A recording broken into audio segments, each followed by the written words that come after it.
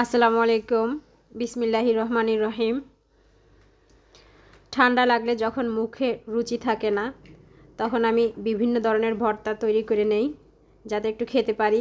তো আজকে আমি অনেক ধরনের ভর্তা তৈরি করেছি, 3 ধরনের। প্রথমে আমি সিম ভর্তা তৈরি করব। সিম ভর্তা তৈরি করার জন্য সিম কেটে ধুয়ে নিয়েছি এবং অবশ্যই ফ্রেশ সিম নেওয়ার চেষ্টা করবেন।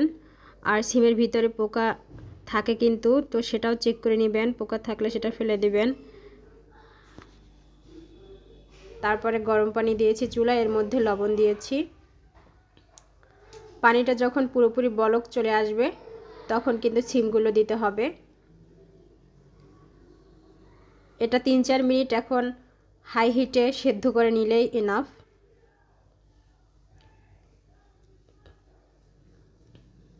এভাবে গরম পানিতে যদি সিম দিয়ে সেদ্ধ করে নেন তাহলে সিমের কালার ঠিক থাকবে।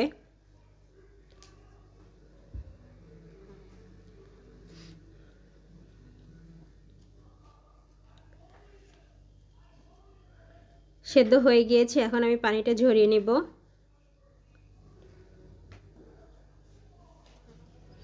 আবারও বলছি, চুলার আঁচ কিন্তু হাই হিটে রাখতে হবে এবং পানিটা যখন ফুললি বলক চলে আসবে তখন কিন্তু সিম অ্যাড করতে হবে।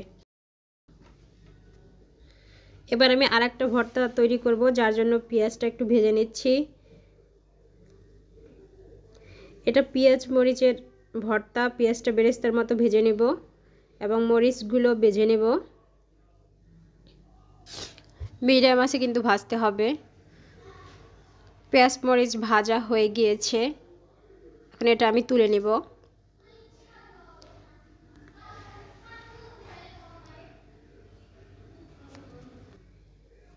এবার যে আমি 3 কোয়া রসুন দিচ্ছি, এর ভিতরে আমি পানি ঝরিয়ে রাখা সিমগুলো অ্যাড করছি। এবার এটা একটু টেলে নিব। আরও এর ভিতরে কাঁচামরিচ দিব। সিম ভর্তাটা আমি কাঁচামরিচ দিয়ে তৈরি করব।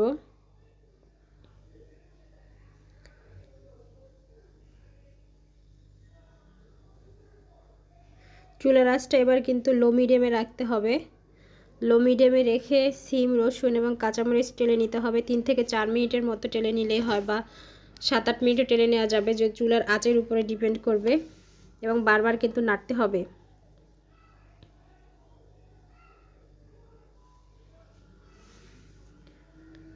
দেখা যাচ্ছে সিমের কালার কিন্তু একটু নষ্ট হয়নি। তো এইভাবে আপনারা চেষ্টা করবেন, তাহলে কিন্তু কালারটা অটুট থাকবে।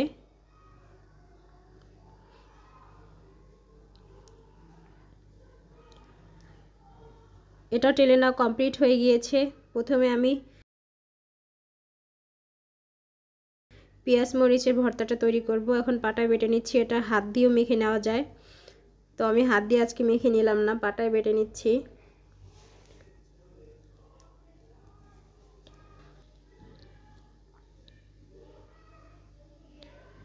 এর ভিতরে লবণ অ্যাড করতে হবে।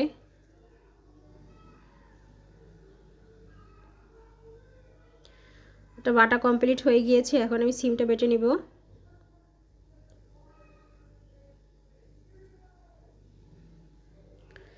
সিমের মধ্যেও লবণ অ্যাড করতে হবে, তবে সিম যখন আমি সেদ্ধ করেছিলাম তখন কিন্তু লবণ দিয়েছিলাম, তো লবণটা একটু দেখে ব্যবহার করতে হবে, চেক করে নিয়ে। লবণ দিয়ে আমি মাখিয়ে নিচ্ছি, স্কিপ হয়ে গেছে লবণ দেওয়াটা। এরপর যে আমি কালো জিরে ভর্তা তৈরি করে নিব।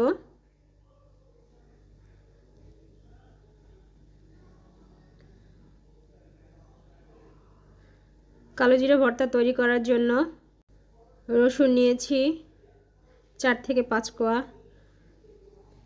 এটা কালো জিরের উপরে ডিপেন্ড করে, কেউ যদি বেশি করতে চান তাহলে রসুনের পরিমাণটা একটু বেশি দিবেন। আমি আজকে অল্পই করব, তার জন্য অল্প দিলাম। এটা আগে একটু টেলে নিচ্ছি, 2-3 মিনিটের মতো টেলে নিব চুলার আঁচ লো মিডিয়ামে রেখে। কালো জিরে 1-2 মিনিট টেলে নিলেই যথেষ্ট। এখন আমি এর মধ্যে একটা শুকনো মরিচ দিব। যদি ঝাল আপনারা বেশি পছন্দ করেন তাহলে কিন্তু মরিচ আরও বাড়িয়ে দিতে পারেন।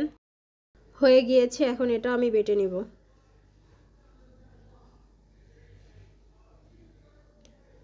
কালো জিরা ভর্তা বা কালো জিরা ঠান্ডার জন্য খুবই উপকারী এবং কালো জিরাকে মহা ঔষধ বলা হয়ে থাকে। কালো জিরে প্রতিদিন যদি খেতে পারেন, কালো জিরে এবং মধু, তাহলে অনেক রোগ থেকেই মুক্তি পাওয়া যায়।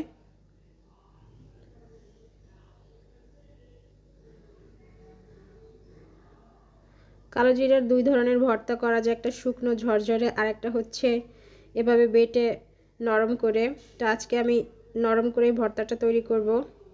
আমার এই ভর্তাটাই বেশি পছন্দের।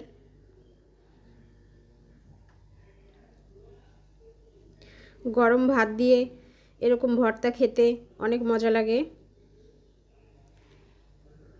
একটু পানি নিতে হবে, পানি একবারে বেশি দেওয়া যাবে না, একটু একটু নিয়ে যতটুকু প্রয়োজন হয় সেই অনুযায়ী দিয়ে ভর্তাটা বেটে নিতে হবে। এবার যে আমি লবণ দিব, লবণ দিয়ে হাত দিয়ে মাখিয়ে নেওয়া যেত, কিন্তু আমি আবার একটু বেটে নিব কারণ পুরো ফিনিশিং আসেনি।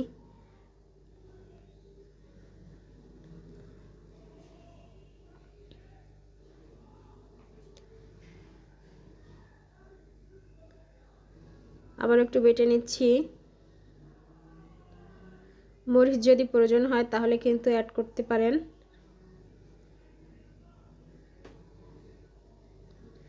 আমি আরেকটু মরিচ দিব এর মধ্যে,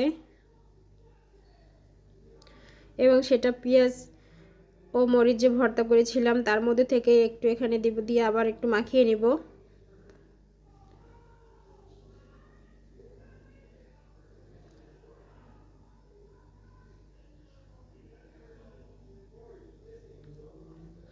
আমাদের মহিলাদের জীবনে এরকমের যতই অসুস্থ থাকি না কেন, রান্নাটা কিন্তু মাস্ট বি করতে হবে যদি নিজেদের একার সংসার হয় তাহলে।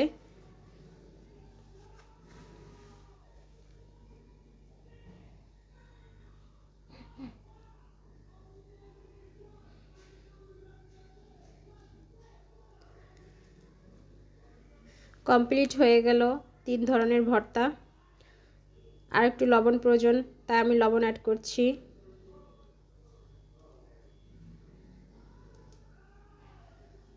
পেঁয়াজ মরিচ ভর্তাটা একটু লবণ দিয়ে মাখিয়ে নিব আমি, আর সিম ভর্তা আগে মাখিয়ে নিয়েছিলাম।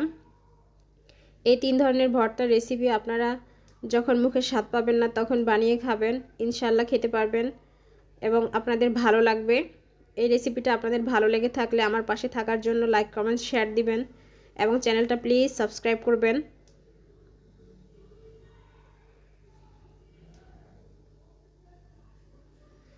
দেখা যাচ্ছে সিমের কালারটা কিন্তু খুবই সুন্দর আছে, যেরকম ছিল অ্যাজ ইট ইজ সেরকমই আছে। তো এভাবে আপনারা তৈরি করবেন, তাহলে আপনাদেরটাও সেম থাকবে। ধন্যবাদ সবাইকে। আসসালামু আলাইকুম।